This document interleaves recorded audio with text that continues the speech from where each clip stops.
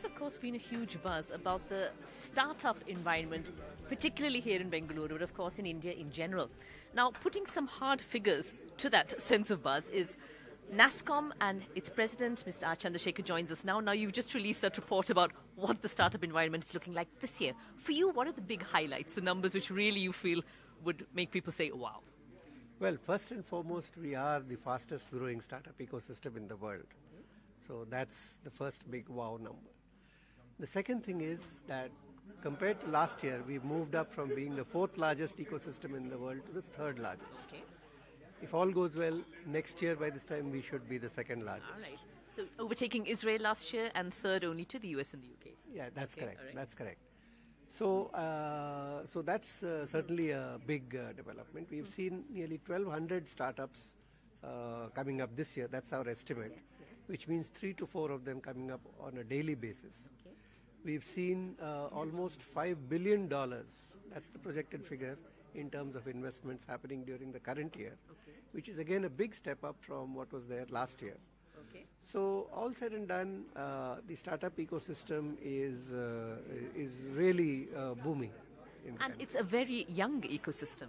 It's a very young ecosystem. The average age of the entrepreneurs is just around 27. 27 is the average age, all right. And how many of them are under 35? 72%, I think, the report said? Well, most of them. Most of them are under 35. That's right. Now, is Bengaluru really still the startup capital of the country? What are the big regions in the country here? I think Bengaluru is certainly the startup capital, just as it has been the IT capital. Okay. It's following behind, it would be the NCR and then Mumbai. Okay. But there are other locations like Hyderabad, Pune, Chennai, which have also been doing fairly well. All right. Now, your report also talks about perhaps desired policy changes or policy follow-throughs to help the system even more. For that, again, what do you think are the biggest requests from us? I think we see, as I said a little earlier, yes, the startup ecosystem is doing well and it's growing rapidly. But does this mean that we don't need to do anything more? I think what we have brought out is the fact that while in absolute terms we may be doing reasonably well, in terms of the potential that we have as a country, the size that we have, the the number of qualified technical people, the whole buzz about entrepreneurship today, youngsters are not afraid to go and start up anymore. They are not looking for the highest paid executive job or the best university abroad in which they could get admission.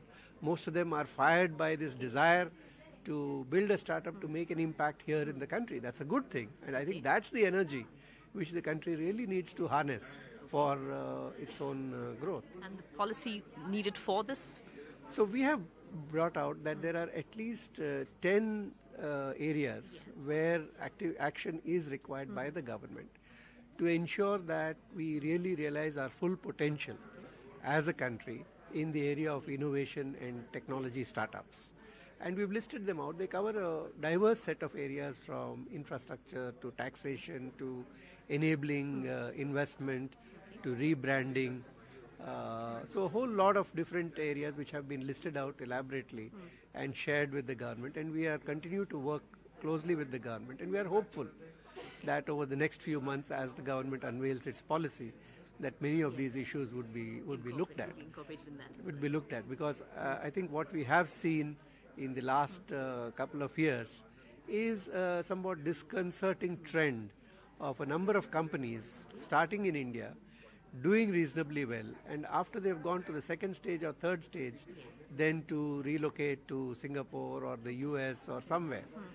Now that hurts the country in many ways, because the value that is getting created, and we know that they do witness explosive growth at a certain stage, but that value then does not get captured within India, neither the tax on it nor the benefits of it. All of those go outside the country. That's a big loss to the country. So we have to find a way to capture that value, whether it is by addressing the investment issues, the taxation issues, the IPR issues, the infrastructure issues, the training issues, the branding issues. So there are all of these different areas which we have listed out quite elaborately. To make it more attractive for these successful startups to actually stay on here. Yes, to make successful startups, the first and foremost is to increase the whole catchment. While, as I said, there is a rising trend and it's no longer looks down upon to have a startup. In fact, it's now become highly prized qualification to have done a startup. So, but what we need is more of the young people who are coming out of these institutions, the premier institutions. We need more of them to experiment with their ideas, to look at solutions for to issues and problems both within the country and across the world. And this is a generation which has stars in its eyes and which doesn't see any limits to what they can achieve. And that's something I think which really needs to be harnessed for the country. Finally, there's one figure there. You could talk about a 50% growth of women-founded startups from 6% to 9%, but still a tiny fraction. Is NASSCOM doing anything to particularly address this, to encourage more women, or is it just a general? Well, NASSCOM has been, encouraging a lot of women to come into this area. We have, in fact, some special programs like GIT and so on, Girls in Tech, which have been targeted at encouraging more women to come in. Because just as youngsters were in the past a little shy of getting into this field, the same is probably true of women till some time ago. But now I think slowly all those shackles are breaking off, and we will certainly see a rising trend, and I think that's a good thing because innovation is not a monopoly of any gender. Thank you so much. Thank you very much. Well, NASSCOM President Mr. R Chandrashekhar there. Yes, it's not just an image. The startup environment in India is indeed booming. With Govind Murthy, Maya Sharma in Bengaluru for NDTV. From the south to the north, the startup space is what everybody is watching and no one wants to be left behind. What better way to attract young entrepreneurs than to make startups a government priority? Rajasthan organized a startup festival. Rajasthan has been home to startups like the Hello English app, Car Dekho and Hippo Cabs. And Chief Minister Vasundhara Raje has earmarked 55 crores to start up the industry in Rajasthan. I was at the Startup Fest a few days ago and I caught up not only with young entrepreneurs buzzing with ideas, but also the Chief Minister herself. Rajasthan's big push for startups in the state. 55 crores kept aside by the industry's department to promote startups. According to surveys, Jaipur is the 8th most happening city in India for startups.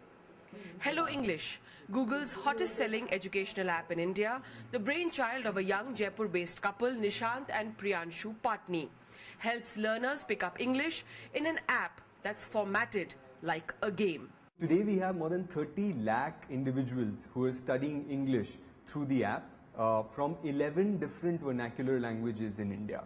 The reason why we decided to do an app for Android was that Android is the market leader in the space, particularly when we look at this segment, which is aspiring individuals who are getting their first smartphones, etc. This is pretty much the Android market. Hippo Cabs, a taxi aggregator service between Jaipur and Delhi, started by brothers Sagar and Sahil Agarwal. Launched just 5 months ago, the brothers, one an engineering dropout, the other a qualified CA, who decided to enter into the startup business, say they are now running 90% to capacity. I was in CA final, then we came up with the idea of Hippo Cabs. So I left my CA final and he dropped his college, and from last 5 months we both were working on trekking this Hippo Cabs. What are Hippo Cabs? Hippo Cabs is an intercity shared cab service which is available on Jaipur-Delhi route right now. So in this, a person has just to pay for a seat, not for the complete cab, even if the rest of the cab is empty. More than 40 such youngsters from Rajasthan with innovative, even disruptive ideas will now be the thrust area for Rajasthan government startup policy. Because we believe that this is the future, and I keep thinking to myself, these are world beaters. So it's a question of just being able to give them the kind of support that they require to get moving. And if they happen, then the state happens. A startup oasis will help incubate their ideas. The government's aim to push at least 500 startups. 55 crores set aside, but they're banking more on angel investors and venture capitals to net at least 500 crores. They have the brains, they are smart, but they don't have the money, they don't have the capital. So therefore what happens in a startup, like the government is supporting, and we are looking at aiming at 15 lakh jobs in the next 5 years, and startups is going to create also a lot of jobs. So I think it's very imperative in the industrialization process. Rajasthan is the 4th state in the country to come up with a startup policy. But is the infrastructure ready? To have any startup to survive or thrive, we need 4 things, what I call enable, nurture, incubate, and invest, right? So if you look, Startup Oasis, which is doing this event today, which is doing the incubation part. Rajasthan Industrial Investment Corporation, or RICO, has a full-time incubation cell called Startup Oasis. But along with pushing infrastructure, it also needs better telephone and net connectivity. And the key word, investment. As the government has made clear, it will only pitch in with some funding. The rest has to come from a public-private partnership. In Jaipur, with cameraman Dinesh Pradhan, Harsha Kumari Singh, NDTV. While India is showing why this is the best time to start up in the country, on the other side of the break, we talk on whether India can have its own Silicon Valley.